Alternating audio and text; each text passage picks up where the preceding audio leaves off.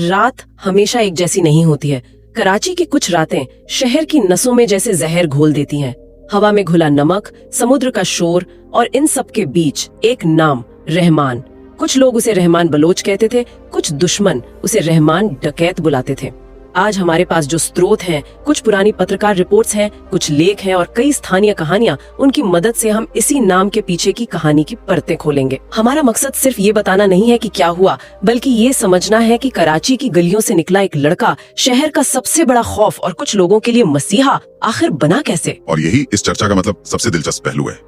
ये कहानी सिर्फ एक इंसान की नहीं है, ये उस पूरे इकोसिस्टम की कहानी है जो ऐसे किरदारों को जन्म देता है। आज हम इन स्रोतों के जरिए इसी सवाल की तह तक नेंगे। क्या रहमान जैसे लोग पैदा होते हैं या समाज, सियासत और गरीबी जैसे हालात उन्हें बनाते हैं? ये नायक और खलनायक के बीच की उस धुंधली लकीर की पड़ताल है। वॉज और हिंसा की तस्वीरें बनती हैं, लेकिन हमारे पास जो कुछ पुराने लेख हैं वो बताते हैं कि हमेशा से ऐसा नहीं था। नहीं, बिल्कुल नहीं। ये इलाका कभी कराची का एक तरह से कल्चरल हब माना जाता था। हाँ, खासकर फुटबॉल और बॉक्सिंग के लिए। बिल्कुल, यहाँ से तो ओलंपिक लेवल के बॉक्सर निकले। तो फिर क्या बदला? खेल की मिट्टी पर ये खून के धब्बे कैसे लगने लगे? यहीं से असल कहानी शुरू होती है। 70 और 80 के दशक में जो सामाजिक राजनीतिक बदलाव हुए, उन्होंने लियारी को हाशिए पर धकेल दिया। सरकारी नौकरियों में कमी आई, इंडस्ट्रीज बंद होने लगी, बेरोजगारी बढ़ी। हाँ, और बढ़ती बेरोजगारी ने युवाओं के रास्ते बंद कर दिए। एक समाजशास्त्री अपने लेख में इसे अवसरों का अकाल कहते हैं। अवसरों का अकाल।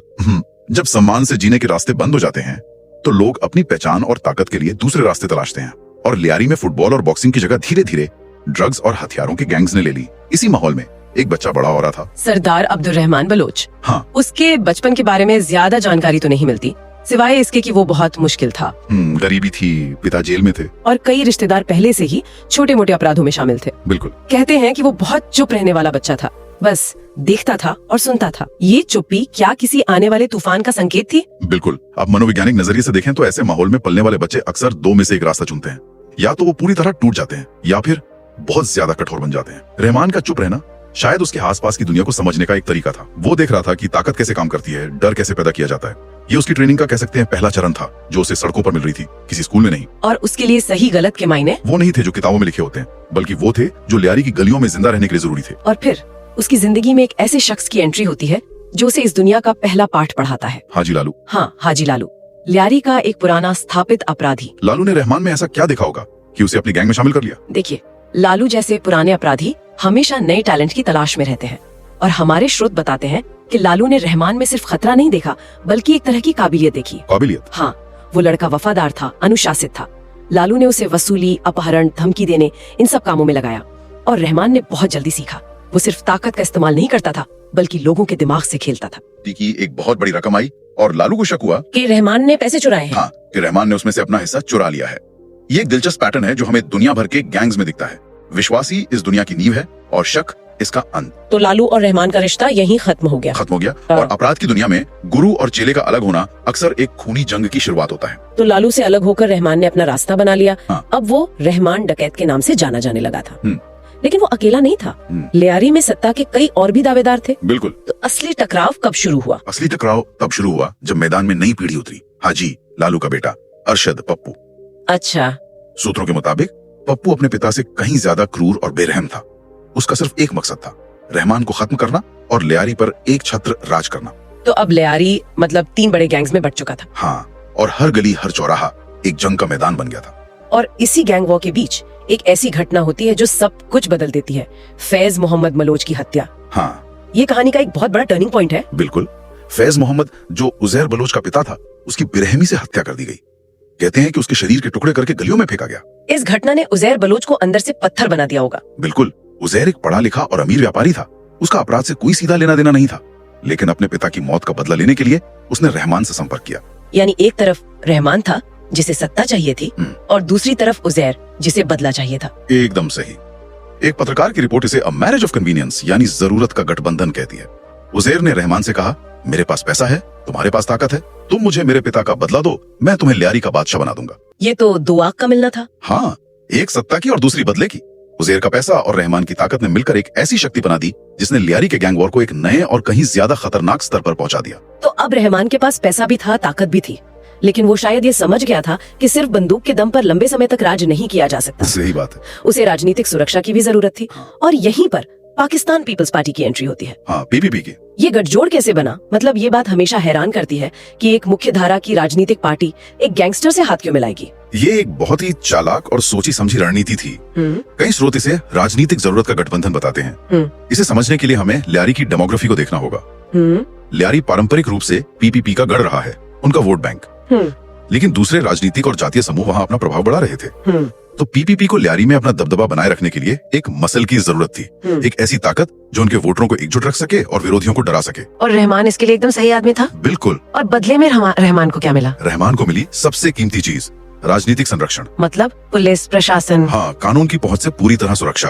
और इसी संरक्षण की छतरी के नीचे उसने पीपल्स अमन कमेटी बनाई। पीएसी? हाँ, पीएसी नाम देखिए, अमन कमेटी यानी शांति समिति। लेकिन काम ठीक उल्टा था। बिल्कुल। ये एक शानदार रणनीति थी, अपनी आपराधिक गतिविधियों को एक सामाजिक संस्था का चोला पहना देना। पीएसी असल में काम कैसे करती थी? पीएसी एक तरह की शैडो स्टेट, मतलब एक समानांतर सरकार बन गई थी। हमारे पास जो लेख हैं वो बताते हैं कि पीएसी उन जरूरतों को पूरा कर रही थी जिन्हें असली सरकार नजरअंदाज कर रही थी। जैसे? वो गरीबों के लिए पानी के टैंकर भेजती, मुफ्त मेडिकल कैंप लगाती, छोटे मोटे झगड़े सुलझाती। इससे रहमान की एक रॉबिन हुड वाली छवि बन गई। लोग उसे मसीहा मानने लगे। तो वो अब सिर्फ एक गैंगस्टर नहीं था? नहीं, वो एक सिस्टम बन चुका था। लियारी में ये कहावत आम हो गई थी, ये पीएसी का आदमी है, इसे हाथ मत लगाना। ये कहानी का सबसे खतरनाक मोड़ लगता है। जब जनता एक अपराधी को अपना हीरो मान ले और सिस्टम उसे सुरक्षा दे, तो वो इंसान कानून से बहुत ऊपर उठ जाता है। लेकिन सत्ता का शिखर अक्सर अकेला होता है और पैरानोया यानी वहम को जन्म देता है। रहमान के साथ भी यही हुआ। हाँ, और ये उसके पतन की शुरुआत थी। जब आप इतने दुश्मन बना लेते हैं तो आपको हर किसी पर शक होने लगता है, यहाँ तक कि अपने परिवार पर भी। इसी दौरान एक खौफनाक अफवाह फैली जिसका जिक्र लियारी की कहानियों में आज भी होता है। क्या अफवाह थी कि रहमान की अपनी माँ उसके दुश्मनों को खबरें दे रही है। ये तो कल्पना करना भी मुश्किल है। क्या इस बात का कोई सबूत है? कोई ठोस सबूत नहीं है, ये सिर्फ एक कहानी है जो वहाँ की दीवारों में जिंदा है। लेकिन कहते हैं कि रहमान ने शक में अपनी माँ को उसी घर में मार दिया। अपनी ही माँ को? हाँ, ये घटना चाहे सच्ची हो या महज एक अफवाह, रहमान के किरदार के उस अंधेरे पक्ष को दिखाती है जहाँ सत्ता का नशा और पैरानोया हर रिश्ते को खत्म कर देता है। ये दिखाता है कि शिखर पर पहुंचकर इंसान कितना अकेला और खतरनाक हो सकता है। तो 2009 आते आते लियारी पूरी तरह से एक युद्ध क्षेत्र बन चुका था। बिल्कुल। सरकार पर दबाव बढ़ रहा था।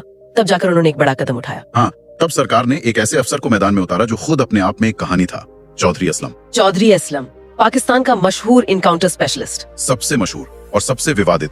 उसका काम करने का तरीका साफ था, अपराधियों को पकड़ना नहीं, खत्म करना। चौधरी असलम की एंट्री का मतलब था कि सरकार अब इस खेल को हमेशा के लिए खत्म करना चाहती थी। और फिर कुछ ही दिनों बाद खबर आई, रहमान डकैत मारा गया। हाँ, उसकी मौत कैसे हुई इसे लेकर भी कई अलग अलग कहानियां हैं। बिल्कुल। आधिकारिक बयान ये था कि वो पुलिस के साथ एक मुठभेड़ में मारा गया, लेकिन कई स्थानीय स्रोत और पत्रकार ये दावा करते हैं कि ये एक सुनियोजित हत्या थी। उसे एक मीटिंग के बहाने बुलाया गया और फिर मार दिया गया। सच क्या है ये शायद कभी पता नहीं चलेगा। कभी नहीं। लेकिन एक बात साफ थी, लियारी का एक अध्याय खत्म हो चुका था। लेकिन कहानी यहाँ खत्म नहीं हुई। अक्सर एक राक्षस की मौत दूसरे उससे भी बड़े राक्षस को जन्म देती है। सही कहा आपने। रहमान की मौत ने लियारी को शांति नहीं दी, बल्कि एक नया तूफान खड़ा कर दिया। हाँ, रहमान की मौत ने एक पावर वैक्यूम बना दिया जिसे उसके साथी उजैर बलोच ने भरा। लेकिन उजैर में रहमान जैसी राजनीतिक समझ नहीं थी, उसमें सिर्फ और सिर्फ बदला लेने की आग थी। उसने अपने सबसे बड़े दुश्मन अरशद पप्पू को पकड़ लिया। इसके बाद जो हुआ वो कराची के इतिहास की सबसे वहशी घटनाओं में से एक है। हमारे स्रोतों में इसका जिस तरह से वर्णन है वो रोंगटे खड़े कर देता है। उजैर ने पप्पू को 5 दिनों तक तड़पाया, उसे मारा, उसके शरीर को काटा और आखिर में उसका सर धड़ से अलग कर दिया। लेकिन वो यही नहीं रुका। नहीं, उसने पप्पू के सर से फुटबॉल खेला और उसके शरीर को लियारी की गल्लों में घुमाया और इस पूरी घटना का वीडियो भी बनाया गया ताकि दुनिया उसकी दहशत देखे। इस एक घटना ने दिखा दिया कि लियारी की हिंसा अब किस स्तर पर पहुंच चुकी थी। बिल्कुल। इस घटना के बाद तो सरकार के पास चुप रहने का कोई विकल्प नहीं बचा होगा। बिल्कुल नहीं, ये घटना सरकार के लिए एक सीधी चुनौती थी। इसके बाद ही लियारी में एक बड़ा ऑपरेशन लॉन्च किया गया, लेकिन इस बार पुलिस को नहीं, रेंजर्स को भेजा गया। रेंजर्स को? हाँ, और ये समझना जरूरी है कि रेंजर्स का आना क्या संकेत देता है। रेंजर्स एक पैरामिलिट्री फोर्स है जिसे तभी तैनात किया जाता है जब हालात पुलिस के नियंत्रण से बाहर हो जाएं और स्थिति एक छोटे मोटे युद्ध जैसी हो। बिल्कुल। और इस ऑपरेशन का नतीजा क्या निकला? रेंजर्स ने लियारी में एक एक करके सभी गैंग्स का सफाया कर दिया। ये एक लंबा और खूनी ऑपरेशन था और आखिरकार 2016 में उजैर बलोच को भी दुबई से गिरफ्तार कर लिया गया। तो इसके साथ ही लियारी गैंग वॉर का वो दौर खत्म हो गया। हाँ, लियारी में शांति तो लौट आई, पर ये वो शांति थी जो किसी बड़े तूफान के गुजर जाने के बाद बिखरे हुए घरों और टूटी हुई गलियों में होती है। तो इस पूरी कहानी इन सभी स्रोतों से गुजरने के बाद हम वापस उसी सवाल पर आते हैं जहाँ से हमने शुरू किया था। क्या रहमान डकैत एक पैदा ही हुआ अपराधी था या वो अपने हालातों की पैदाइश था?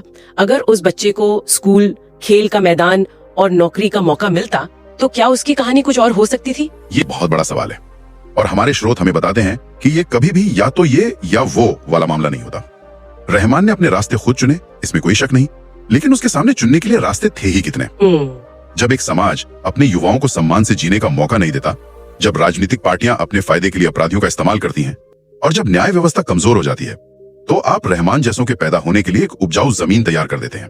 तो सिर्फ अपराधी को दोषी ठहराना शायद पूरी तस्वीर का सिर्फ एक छोटा सा हिस्सा देखना है। बिल्कुल, असल दोषी वो पूरा सिस्टम है, वो समाज जिसने उसकी जरूरतें नहीं समझी, वो सरकार जिसने उसे नजरअंदाज किया, और वो सियासत जिसने उसे इस्तेमाल किया। ये कहानी सिर्फ रहमान या लियारी की नहीं है, ये दुनिया की उन अनगिनत जगहों की कहानी है जहाँ गरीबी, नाइंसाफी और अफसरों की कमी नए अपराधों और नए अपराधियों को जन्म देती रहती है। और ये कहानी यहाँ सुनने वालों के लिए एक सवाल छोड़ जाती है। जब एक इंसान गिरता है तो क्या हमें सिर्फ उस इंसान को देखना चाहिए या उन हाथों को भी जिन्होंने उसे धकेला था? इस बारे में सोचना जरूरी है।